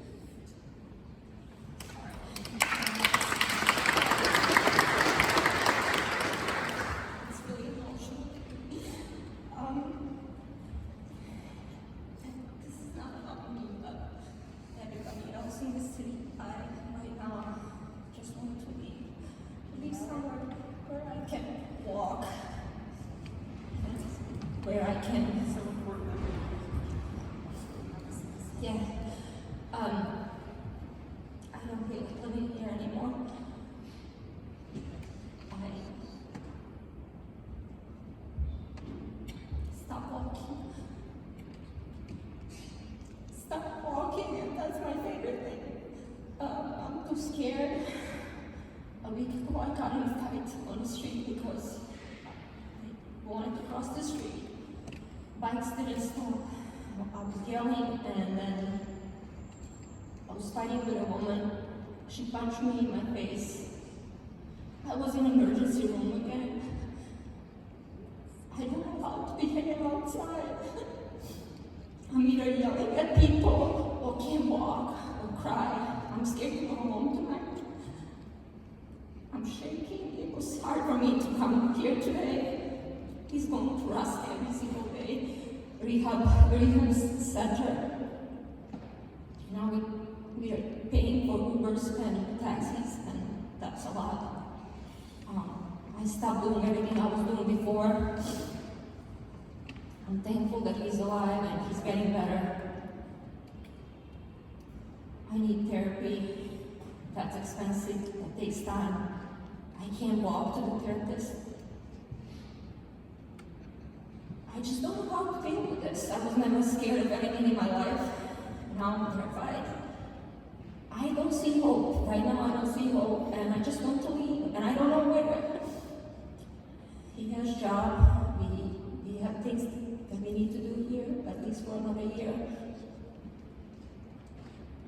I just don't know how to deal with this. The therapist today, I went for my first therapy ever, told me that I have a lot of anger, and I can see that I don't know how to deal with myself. I lived in war. I lived in Bangladesh.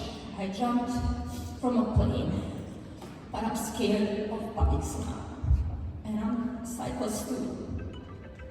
E-bikes are not bikes.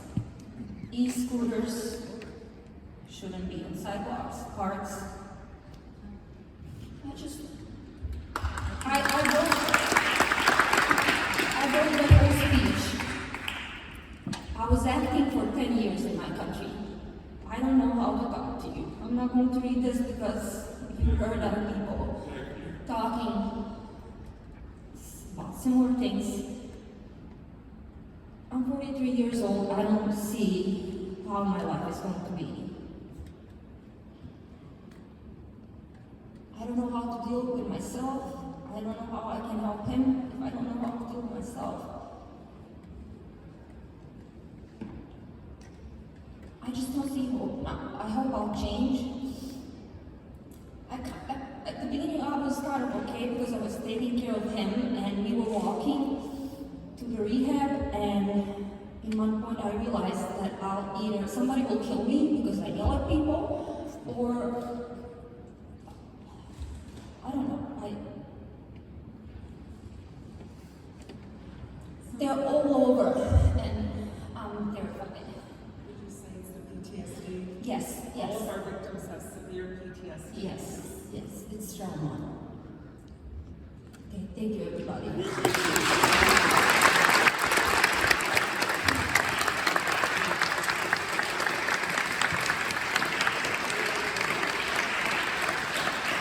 Thank you, Scott and Sonia. Thank you so much for sharing that. I know it's hard. We really appreciate you doing this. And thank you for being here, everybody. We have a couple questions, and then we're going to wrap up. Andrew, do you want to come up? The biggest question that we got, and Carrie has some to answer, was can we find out who hasn't signed on to 0606. I think 50% of the 50 questions were that. I'm going to email everybody. I'm getting that was yeah. I sent that kind of stuff out in the past, and I'll certainly send it out again to do our members that don't have it. Carrie has a few questions to answer. Andrew has a few for, I believe, Alex and maybe Bob, and then we'll call it a day. There are some good questions. Carrie, you have some questions about bikes. You're a cyclist, so you would answer these questions. Like, it's saying that commercial and recreational bikes, there are two types, commercial and recreation. The second type, recreation, is limited to 18 miles per hour. That's not true. No. I just didn't understand the question. So, as far as I understand, so the speed limit in the city, in the park, is 20 miles an hour. E-bikes go faster than that. I've clocked the bike, if I've been riding on, I've been going 17, 18 miles an hour, there are e-bikes zooming past me at least 28 miles an hour, easily. And unicycles, the uniwheels, and mopeds. Please, Alex, please. And city bikes also can go faster than that. They say that the e-assisted city bikes are limited to 15 to 20, and that's not true. Downhill, when you get a good speed on the city bike, you can go upwards of 20, 25, 27 miles per hour. Yeah, obviously anything downhill or with power can go faster than that. There's 3 classes of e-bikes, right? And you can modify them, engine, etc. The way they're supposed to be classified is pedal assist, only up to 20 miles an hour. If it's going faster than that, the motor turns off. Obviously, the city bikes are class 1 e-bikes. They can go faster once you get speed going, even if the motor turns off. Class 2 e-bikes have a throttle. They can also up to 20 miles an hour, and then the motor starts to turn off. Class 3 e-bikes can go up to 28 miles an hour, still powered by the motor. And again, the speed limit is 25 miles an hour in New York City streets, let alone the park. So those are e-bikes going faster than the New York City speed limit. Right, and in the park is 20, and on the greenways is 20. I don't know what it is in the street because I don't have an e-bike and I don't go that fast, and I wouldn't go that fast in the street. And a lot of these e-bikes are manipulated to go faster, and these are limits for the class, but they, in many cases, do actually go faster. Got a question here. What can be done to expose the falsity of the Transalt narrative that so many journalists continue to promote? And this is it. We are the voice. We are the new narrative. We are the sunlight on the donors, on the situation, and we have seen this. It's almost like a political industrial complex where the politicians lean on transportation alternatives, open plans, Riders Alliance, to have little press conferences with paid activists to make the news, and that's the benefit that the politicians get. And we're breaking that cycle by providing a counter narrative, but that narrative is the sunlight. It's not, not paid activists. We're all here on our own volition. I'd also like to say one other thing that I neglected. I mentioned Assemblymember Seawright in my comments, but I also wanted to thank her in general because she has literally signed on to every single piece of legislation in the Assembly, and co-sponsored, and she is definitely one of our heroes. We know she had an obligation prior to this, but she's made us everything else. So we love her and we thank her. You have another question there? A couple questions we'll wrap up, and also if you already answered, email me at NYC. Can the DOT be sued? Adonis Rodriguez has walked away from me, has walked away from Andrew in personal conversations when we try to address the situation. We've had Zoomings with the DOT. Well, he also rides a city bike too. And we have had no success in dealing with the DOT and Adonis Rodriguez in a positive way. There's all the smoke and mirrors, there's a lot of lies, doesn't take responsibility. I don't know why he's even in this position. I don't see him as being a qualified person to hold a position of authority on Department of Transportation, especially safety. He has not done anything. What can you do? I don't know if you can sue them, but I would call 311. I would file complaints against. Maybe the FBI will cover him too. Sorry, what? Maybe the FBI will cover him too, because he's an Adams crony. I mean, that's why he's there. There's so much that we can do. If we have meetings with him and he doesn't listen to us, the DOT pretty much does what they want. I think we all understand that. We also had predictably a lot of questions about why Gail wouldn't support Priscilla's law on the city level. I think we had that answered by her. And I think that's pretty much we're kind of like running out of gas here, aren't we? Any other question right there? So many bikes, city bike. See, this is part of the reason why we're so insistent that city bikes should have license plates, so that there's a direct chain of evidence to say plate number 123 ABC ran a red light. It's right now, it's on the side, it's hard to see. I hear you. I don't have the legal chops to give you the answer there. But I hear you. One question about this issue of the city bike. Yes. Every person that rides a city bike should be given the rules about bicycling or We're trying for that. That's why we want a meeting with Lyft. We are trying for that, and as Gail was leaving, she did say to me that she would help arrange a meeting with them. It's what was in our meeting. Ron here in our committee, he has written up this many times.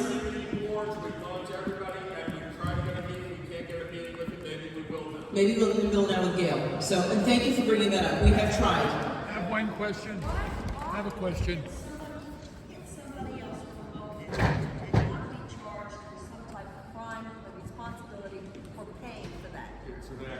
The problem is that 95% of these moped crashes are hit and runs.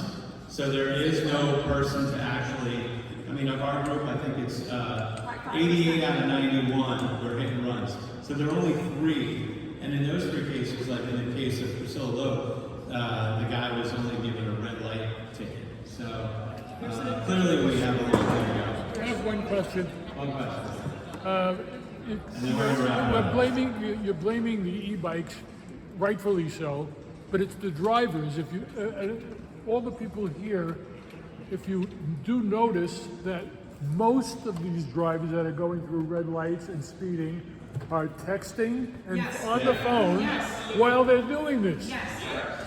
That's what's making it more dangerous than anything else. Yes. Agree. Completely irresponsible. And that's why we have the legislation, the registration, there will be more benefit. But I'm going to leave it to Captain, come on.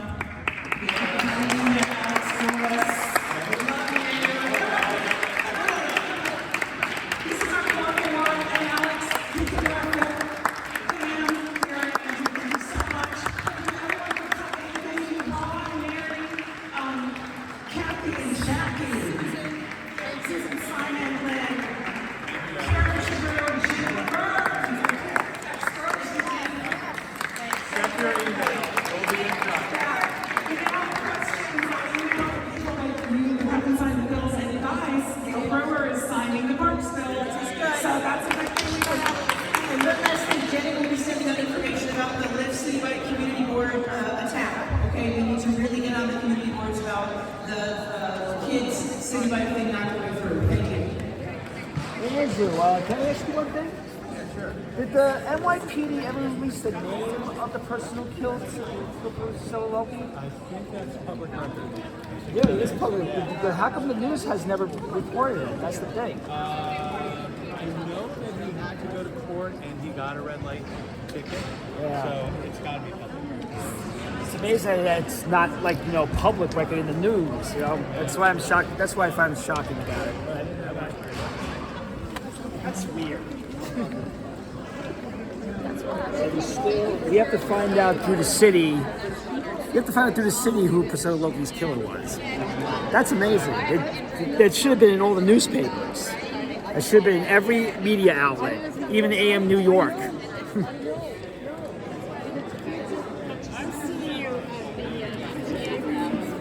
Yes, sir. Isn't she? She's fantastic.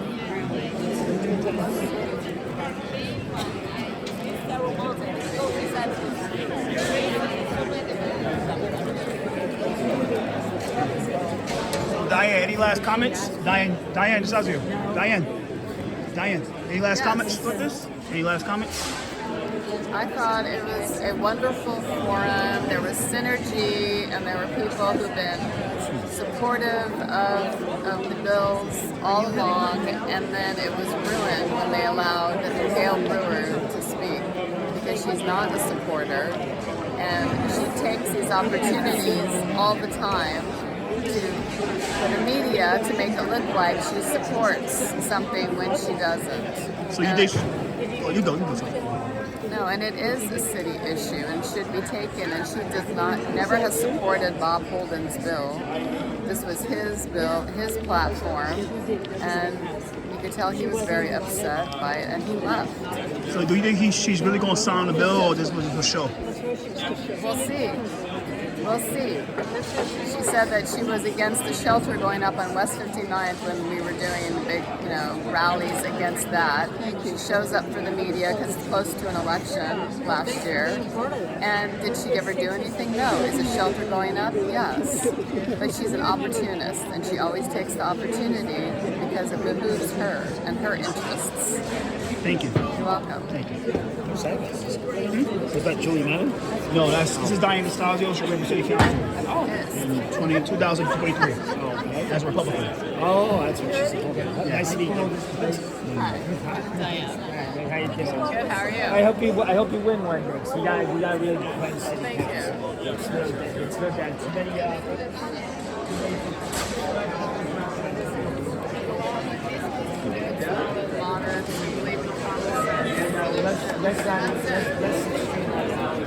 Good. So Ms. Faith Bondi, how you feel about this meeting? I know you run for City Council in the 4th District. How you feel about this? I think it was a great meeting. I So- think it highlights issues that are going on that everyone in our district and our city are very concerned about. So how you feel about Key Powers not jumping on the bill? Like Key Powers not jumping on it? Like, I can't speak about why Keith is or isn't jumping on the bill. I think it's an issue that's really important for people in our district. So you was the only one that was out here today out of all the council candidates. We didn't see Mrs. The one from Minnesota. We didn't see Mr. Wexler. How do you feel about you one being out here? It's an issue of concern for people in our district. People of the district are of concern for me. I care about our community, and if it's an issue of concern for our community, I'm going to be there, hearing about it, understanding all of the issues, and understanding how our community feels about the issues, and getting to the heart of the matter. Digging in deep and understanding how our community feels, and understanding all of the issues surrounding it, all the bills that are out there, understanding all of the different intricacies about each bill, the pros, the cons, and what we need to do to make our city safer, improve the quality of life in our city, and improve the quality of life in our district, because that's the reason I'm running. All right, thank you so much. Thank you.